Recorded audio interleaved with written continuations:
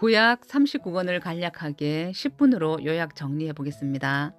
창세기 1장에서 11장까지는 하나님을 거부한 인류 일반 역사입니다. 성경은 먼저 창조를 선포하시고 사람의 기원에 대해서 말씀하고 있어요.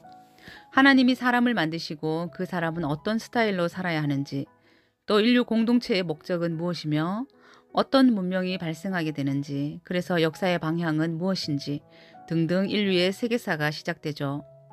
12장에서 50장까지는 하나님의 왕되심을 거부한 그 세계사를 구원하시기 위해 아브라함 한 사람을 불러서 하나님 나라 이스라엘의 역사가 시작되게 하셨어요.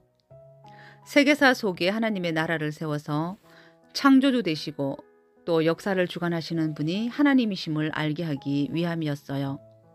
그래서 세상 나라가 그 하나님 나라를 보고 벤치마킹해서 복을 받게 하시려고 그러한 목적을 가지고 시작하신 하나님의 계획이셨어요. 그래서 아브라함, 이삭, 야곱이 팔레스타인으로 내려가 애굽으로 가기까지의 과정이 창세기의 내용입니다. 다음은 출애굽기예요. 어떤 내용일까요? 출애굽한 기록입니다. 성경책에서 창세기와 출애굽기 사이는 한 장 차이지만 그 사이엔 약 430년이라는 시간이 흐르며 성경은 침묵하고 있어요. 기근으로 인해서 요셉이 있는 애굽으로 내려갔던 70여 명의 가족이 20세 이상의 남자 장정만 60만 명으로 불어났습니다. 아이들과 여자들을 합하면 약 250만 명으로 큰 민족이 되었어요. 하나님 나라 국민이 완성된 거죠. 그러나 노예 상태입니다. 하나님은 애굽의 압제 속에 고통당하는 이스라엘 백성들의 신음을 듣고 모세를 통해 이스라엘 백성들을 출애굽시킵니다. 2달 만에 시내산에 도착해서 성막을 만들고 하나님과 언약하고 십계명을 주시고 법을 주셨어요. 이것이 레위기입니다. 민수기는 어떤 기록일까요? 백성민, 셀수, 백성을 세는 기록, 즉 인구조사예요. 민수기의 출발은 시내산이고 마지막은 모압 평지까지 가는 동안이 민수기입니다. 가데스 바네아 근처에서 38년을 지내며 여기서 광야 1세대는 다 죽고 시내산에서 모압 평지까지의 이야기죠. 시간이 흘러가고 장소도 이동됩니다. 신명기, 다시 또 주신 계명이란 뜻이에요.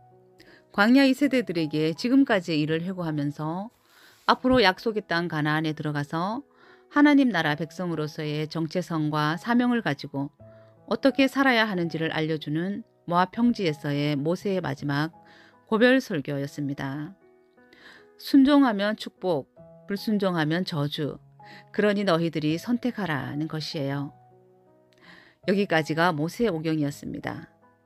네, 다음은 여호수아서인데요. 모세의 후계자 여호수아의 전쟁 이야기예요. 백성들을 이끌어 가나안에 들어가 땅을 정복해야 하는 것이 그의 사명이었습니다. 지파별로 땅을 나누어 주는 내용이에요. 나라를 만드는 데 필요한 3대 요소인 국민, 영토, 주권이 갖추어진 창세기 12장에서 시작된 하나님의 나라가 모양새를 갖추는 완성 지점으로 앞으로 나타날 사사시대의 출발 지점입니다. 다음은 사사기입니다. 여호수아가 죽자 땅을 빼앗긴 원주민들이 역침입을 합니다. 전쟁의 사이클이 계속되죠. 바알과 아세라 우상을 믿고 있던 원래 원주민들이 호시탐탐 기회를 보며 다시 땅을 차지하려고 계속 침입해왔기 때문인데요. 하나님께서는 그때그때 임시방편으로 지도자들을 일으키셔서 백성들을 구원해 내십니다. 이 지도자들을 판관이라는 뜻의 사사라고 성경은 기록하고 있죠. 그러나 백성들은 왕을 기다립니다. 사사 기드온 시절에 다윗 왕의 증조할머니 룻 이야기가 등장합니다. 사사시대와 왕정시대를 잇는 고리 역할을 하죠. 이것이 룻기예요. 사무엘 상하입니다. 백성들의 소원대로 왕이 다스리기 시작하는데요. 1대 왕 사울이 등장하고 그 이후 2대 다윗이 왕이 됩니다. 다윗이 왕이 되기 전의 이야기가 사무엘상이고 왕이 된 이후의 이야기가 사무엘하예요. 하나님의 대리 통치자 다윗 왕은 이스라엘의 모델이 되는 정치를 한 왕이었어요. 하나님이 거하시는 성전을 짓고 싶어한 다윗 왕에게 하나님은 신약에 예수 그리스도로 이어갈 영원한 왕권을 약속하셨습니다.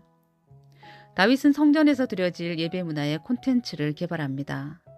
신앙을 정리한 글들이 문헌으로 남게 되고요. 불후의 작품 시편을 남기죠. 열왕기 상하입니다. 다윗의 아들 솔로몬 이야기부터 시작해서 남방 유다가 멸망할 때까지 왕들의 이야기예요. 솔로몬이 다윗의 유언을 따라 성전 건축을 완성합니다. 그리고 잠언, 전도서, 아가서를 남깁니다. 그러나 결국 솔로몬은 배교하고 그가 죽자 아들 르호보암 때에 나라가 분열됩니다.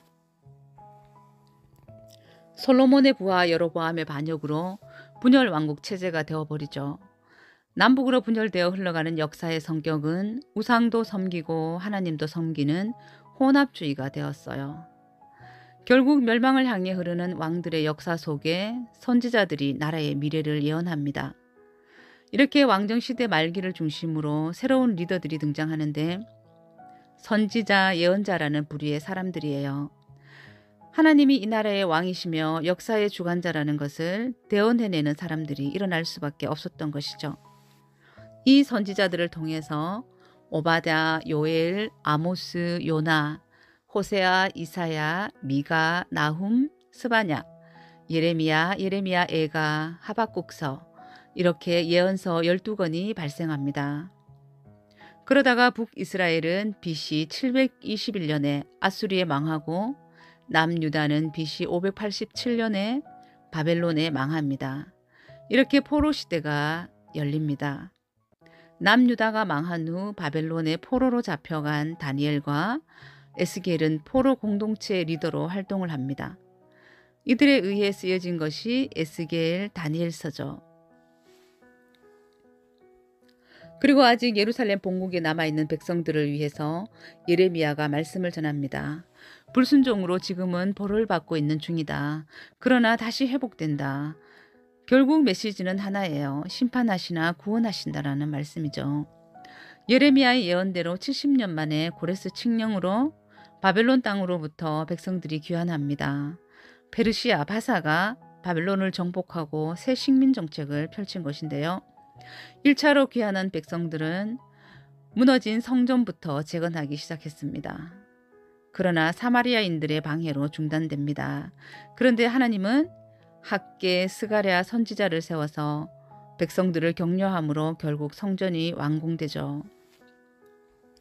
이때 페르시아에서는 에스더 사건이 있었어요. 그런 영향으로 학자 에스라가 백성들을 이끌고 2차 포로 귀환으로 본국으로 돌아옵니다. 이 시기는 처음 예루살렘이 멸망하고 포로들이 바벨론으로 끌려갔던 때로부터 약 150년이 흐른 뒤입니다. 그러니까 에스라는 바벨론에서 태어난 포로 3, 4세인 거죠. 에스라가 말씀을 연구하다가 평생 자기가 해야 할 사명을 깨달은 것입니다. 고국으로 돌아간 포로 공동체 유대인들을 대상으로 교육을 하는 프로젝트였는데요. 이렇게 에스라는 고국으로 돌아온 백성들을 말씀으로 훈련시킵니다. 이때 가르친 내용이 역대상하입니다. 그러면서 포로 귀환 역사를 정리하는데 이 문헌이 에스라서예요. 이스라엘 백성들이야말로 우주 만물을 창조하신 하나님의 나라 백성들로 여기 지금 현재 존재하고 있다는 것, 이 역사를 가르친 것입니다. 아담부터 고레스 칙령까지 족보로 기록한 역사 교과서라고 할 수 있죠. 바로 하나님 나라 백성의 정체성을 회복시켜주는 것이었습니다. 당시 포로 귀환 공동체들에게는 이 정체성 교육이 필수였던 거죠. 그리고 느헤미야가 3차 귀환하여 이때 예루살렘에서 활약하고 있던 에스라와 공동사역을 합니다. 그리고 마지막 선지자 말라기가 말씀을 받습니다. 크고 두려운 여호와의 날이 임할 때 엘리야를 보낼 것이라는 예언입니다. 이렇게 구약은 엘리야를 기다리며 막을 내립니다. 그가 바로 신약에 나타날 세례 요한입니다. 그리고 욥기가 있습니다. 욥기는 족장시대에 쓰여진 책으로 하나님의 신정론을 다룬 책입니다. 신정론이란 하나님은 선하시고 언제나 옳으시다라는 것인데요. 이에 성도는 아무리 힘들고 이해할 수 없는 상황이 올지라도 그럼에도 불구하고 하나님의 선하심을 믿고 하나님에 대한 믿음의 끈과 신뢰의 끈을 놓치지 않으면 지금은 비록 이해할 수 없어도 언젠가는 합력하여 선을 이루실 하나님을 만나게 되고 고백하게 하신답니다. 자, 이렇게 간략하게 구약을 정리해 봤습니다. 그럼 이제 하루 한 장 성경 낭독으로 거대하고 위대한 하나님 나라 속으로 함께 여행하며 하나님 나라 백성으로서 멋진 삶을 살아가는 우리가 되어요. 샬롬.